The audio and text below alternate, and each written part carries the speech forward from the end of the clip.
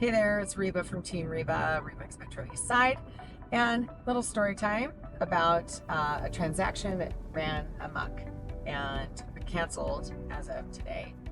And here's the lesson I want to learn, or not learn, but to teach you. This transaction probably didn't need to die. And a lot of this had to do with communication, education. We had a buyer who had moved here from North Carolina, had a loan officer from North Carolina who's never done a transaction in Washington State, supposedly was licensed for here, never had done one here, and he didn't know how our transactions worked either. We kept finding that out by working with the escrow company, the communication that's happening, and also the lack of understanding that's happening. And my clients took this offer originally because it was supposed to close quickly. And then we kept having delays. And here's some of the reasons for the delays. The first delay was because the buyer left on a trip days before we were supposed to close. Days. Let me tell you, days. We were supposed to close July 5th. And I found out on July 1st that he was going out of town and was stating that he would not be available for a signing, even though the escrow company we were working with was fully capable of sending a notary to him wherever he was at. Questionable. But he said it was a work trip, couldn't refuse. His employer required him to go. We thought it was weird that it was very last minute, but whatever. So we tried to be accommodating and gave an extension. And then he extended the trip. So then we're back in this weird place of like, what's going on?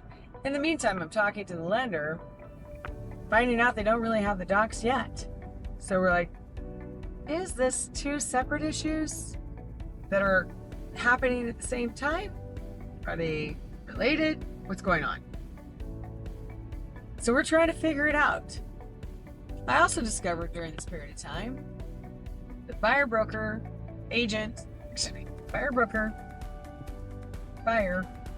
and loan officer, not a lot of good communication between them all.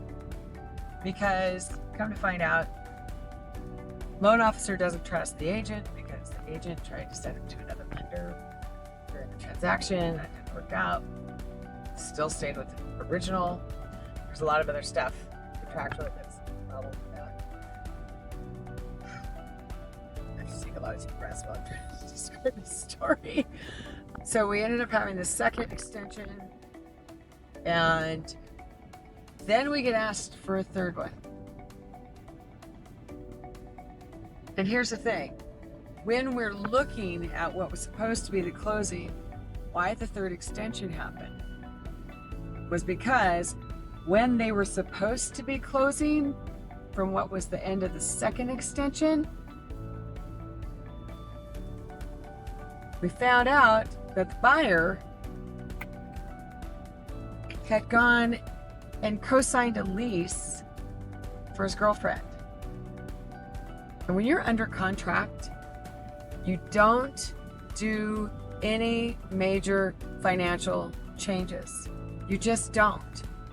That includes co-signing a lease for somebody, buying a car, leasing a car, opening a credit card, closing a credit card, all the stuff. Because when you're getting to close, the lenders, the day of closing or the day before closing, usually are one, checking to make sure you're still working at wherever you said you're working at. You'd be surprised how many people change jobs in the middle of buying a house. And then the other part is you don't do these financial things that impact your credit because they go check your credit score again. They pull it at the beginning and then they pull it again at the end to make sure nothing has changed. And lo and behold, this guy had gone and done this lease, which made him not qualify for the loan, which, by the way, is not a contractual legal way to get out of the deal in Washington state, because that is the buyer purposely making this change so he doesn't qualify. It's not that he doesn't qualify as it stands in what he started with. It's he changed his position and no longer qualifies. So he doesn't get the benefit of trying to use his financing addendum in this situation because he caused the problem. It's not because the bank made a decision about his standing as it was at the beginning. It's because he changed his position. So they were going to get a co-signer for him. He's co-signed his girlfriend, so now apparently he's got to get his brother to co-sign. And they're trying to do that. So we asked, so by the way, I'd gotten his earnest money released to my client's non-refundable earlier for the first, or not even the first, second extension, because that's an unusual thing to do. The seller does not have to give you an extension. They are not required. And if you do ask for one, you should be expecting that there's a condition around it. This is a give and take in these situations. It is not one-sided. Because good negotiations are where both parties are satisfied and you're both acting in good faith and you're doing things that show that you're working towards completion, right? So we asked this guy he'd already sent in his down payment. And we said, okay, release part of your down payment to show your good faith that you're going to close. And we'll grant you the extension. We didn't ask for anything else other than we were having his buyer agent help cover the costs of the extra fees that my client was accruing during this period of time. Because it does cost them money to wait. And he ultimately refused. And my clients had said, we're not doing another extension without it. And I think he didn't think they were serious. By golly, they were. We had a long discussion about it. We went through all the pros and cons. We talked about the fact that yes, we would need to go back on market. We talked about what does that look like? Does it stigmatize the property? Maybe, possibly, because it's coming back on market. However, we can change the marketing remarks to also state it's not about the property, it's about the buyer. And most good agents recognize the difference. They know the difference of, because not all buyer financing works out. It just doesn't. And so this is one of those scenarios, and there's nothing wrong with the property. It's actually a great property.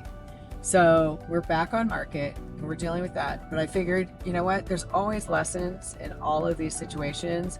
So definitely this guy is a perfect tale of make sure that you're communicating your travel plans, making plans to accommodate those things. Don't be signing, co-leases for somebody. Don't be doing other financial changes. Make sure that you're in good conversation with your lender. Don't be trying to change your lenders mid-transaction. That's another big problem. And at the end of the day, just recognize if you're going to get involved in this large of a transaction, it is not a one-sided affair. There's a number of people involved.